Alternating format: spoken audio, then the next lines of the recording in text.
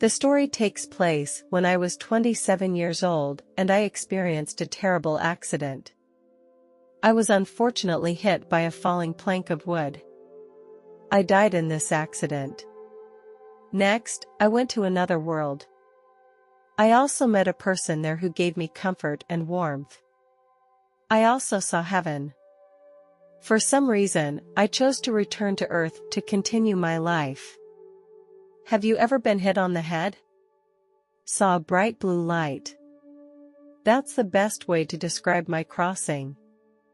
If you ever see that light between your eyes, that's the way to heaven.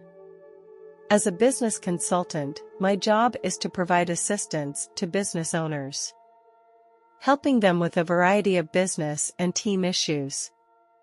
I would understand their needs and provide the best solutions to achieve their business goals. One day, I was getting ready to meet with a client. At the time, I was walking down a street. There was a second-floor business on this street that was being renovated. I didn't notice this at the time because there were no tips or safety measures around. When I walked directly below the store, I suddenly heard a loud bang. Then, a strong impact came from my head and I felt a strong pain. Then, I saw a bright blue light. My head started bleeding non-stop. I was so scared and panicked that people around me started calling emergency numbers. My consciousness started to become blurry. The bright blue light was still flashing in my vision as if it was a supernatural presence. I didn't know where the light came from, but it emitted a strong heat that made me feel very warm. I didn't know what was happening, and I didn't know what to expect. I felt as if I was in a state of solitude. I wasn't sure if I was alive or if I had crossed over to another world. My heartbeat gradually became faint and I felt like my life was slowly fading away. Suddenly, I heard a soft voice telling me, "Stop struggling, your injuries are now very serious. I will take you to a safe place." This voice brought me an inexplicable peace and comfort. My pain gradually eased, as if healed by a mysterious power. The fear and anxiety inside me was also gradually soothed. I followed the light and began to move upward. I felt my body became very light. Slowly, I left the ground and floated in the air. My soul became light and free of any pain and constraint. This experience made me feel very wonderful. I felt that I was wrapped in an incomparably pure energy. In this state, time and space seemed to lose their meaning. I floated into the sky above the city. Everything on the streets started to become small, like mini models of the city. Vehicles were going back and forth like insects, and crowds were like ants.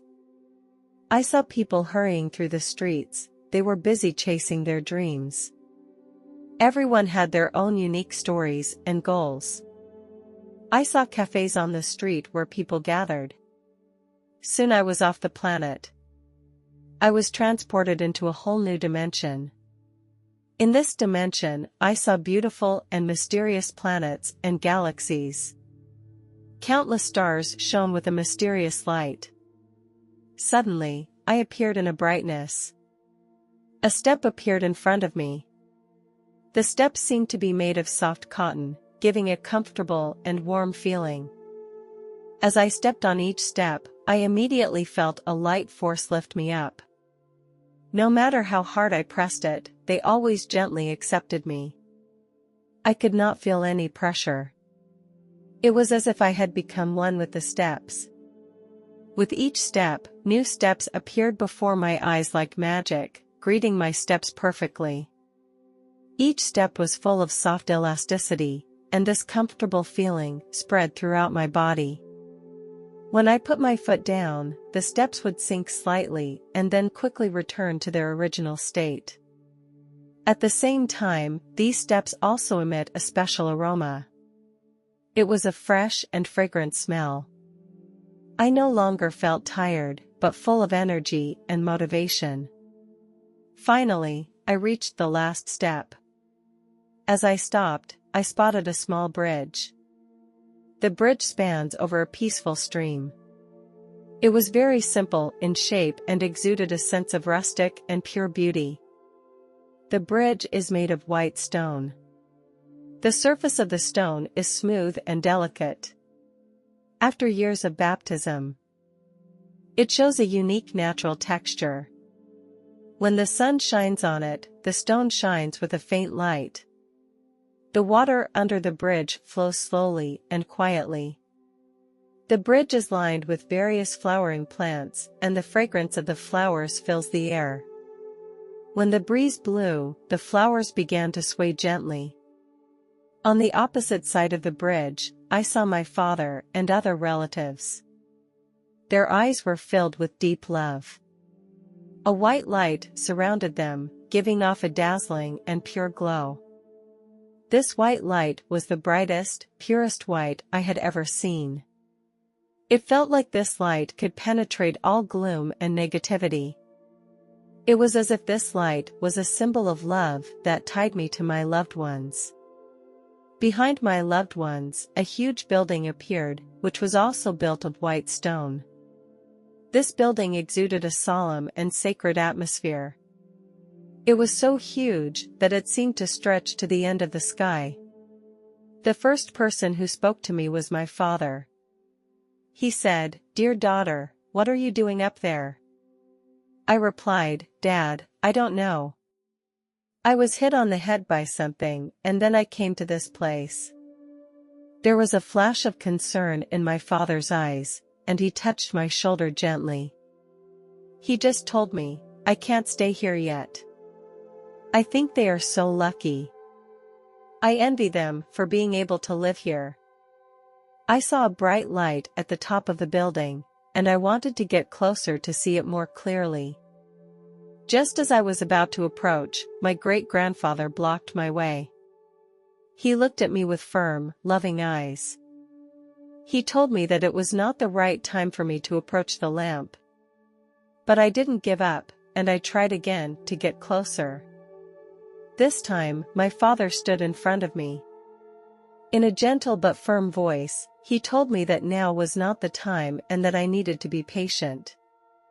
I was a little angry. That's when the rest of the family said to me, "Now you have to go back, you have a lot of things to accomplish." I replied, "I don't want to go back, I want to stay with you, and I don't know how to get back."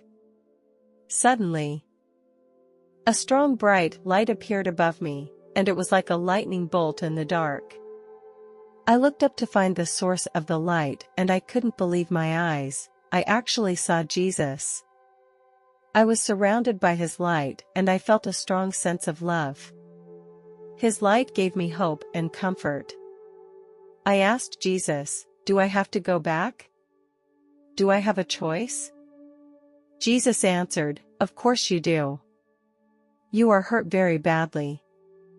If you want to stay here, no one will blame you." I began to think about my answer. Here I felt an overwhelming sense of peace and tranquility. I can be away from pain forever and have eternal joy. When I thought about my son, I also felt a deep sense of attachment and responsibility.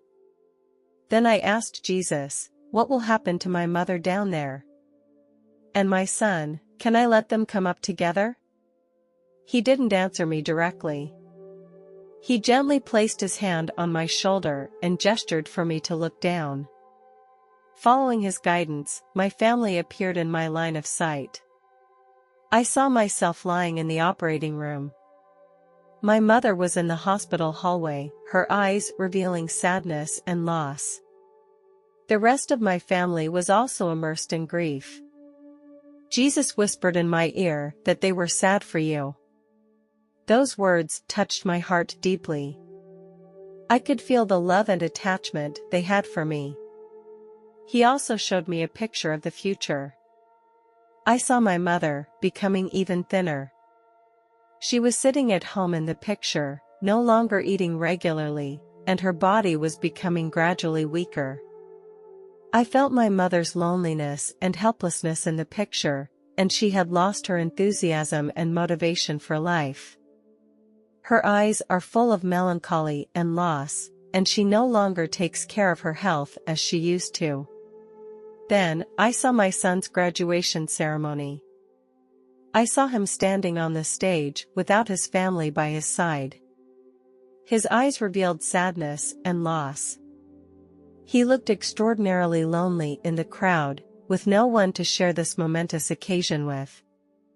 He had achieved an excellent result, which made me feel immensely proud. This scene made me even more determined to go back. I want to be there for my son at every important moment in his life. He needed my love and care. And I didn't want him to face the hardships of life alone again. Suddenly, I heard the prayers of my family. Their voices cut through the barriers of time and space. My husband, who clasped his hands together, closed his eyes and prayed silently. His prayers were filled with love and hope that I would wake up. My mother was also praying for me. She poured out her worries about me to God. My friends joined in the prayers. I saw that their prayers were gathering into a powerful energy that gradually came together. This energy began to shimmer softly and form a transparent sphere. As I gazed into that ball of energy, I felt the thoughts and blessings of my family and friends, as if they were right there with me. I decided to return to Earth and to my family and friends. I stood on the steps, facing Jesus and my family, and gave my decision. Jesus nodded his head and acquiesced to my decision. Then I thought to myself, will I go back and experience physical pain? Jesus seemed to know what I was thinking. He said, "You don't have to worry about this, I will give you a healthy body." His voice was so full of comfort that I felt overwhelmingly at ease. I began to move slowly downward, and the steps seemed to turn into a smooth escalator. I crossed the roof and then entered the operating room. The doctors and nurses were focused on the surgery as they worked to repair my injured body. Jesus put my soul back into my body without incident. The surgery went very well. A month later, I had made a full recovery. The doctors were amazed at the speed of my recovery. They could not explain the reason for it, only I knew the miracle of it. The grace of Jesus enabled me to regain my health. The pain in my body gradually dissipated and was replaced by a return of strength and vitality. I am grateful for the second chance Jesus has given me and am determined to approach life with a more cherished attitude. Although I also miss my father terribly, I understand that he is already waiting for me in that beautiful place. I am confident that we will be together again in the near future. I know that I have more important things to do now. I long to be able to stand by my son's side on the day he graduates and be proud of his accomplishments. This experience has given me a deep understanding of how precious life is. I will face each day with a grateful heart. I know that no matter what the future holds, Jesus will be by my side to guide me.